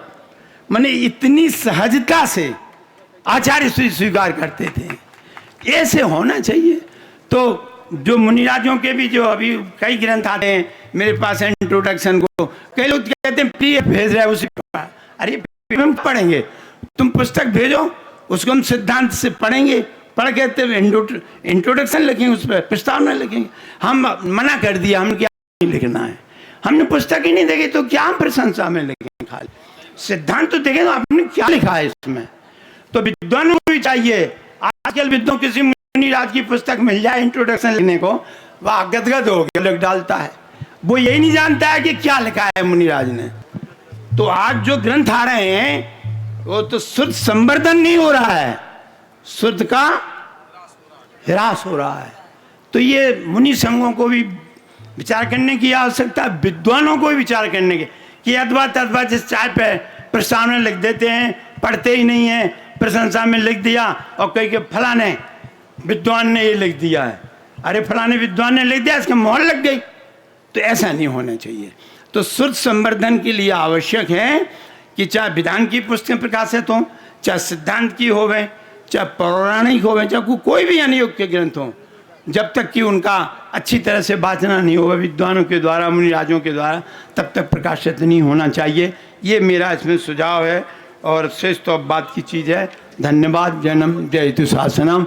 अपूज्य मुनीश्वरी के मंगल आशीर्वाद के लिए सभी को आशा है, तो आप सूचना दे रहे हैं, पधारो, आप पधारिए, दीजिए जी। बहुत धन्यवाद, बहुत धन्यवाद। सकल दिगंबर जैन सभा कोपरगांव की ओर से आप सभी का पुनः एक बार बहुत बहुत स्वागत, अभिनंदन और आप सभी के धन्यवाद। एक 1 मिनट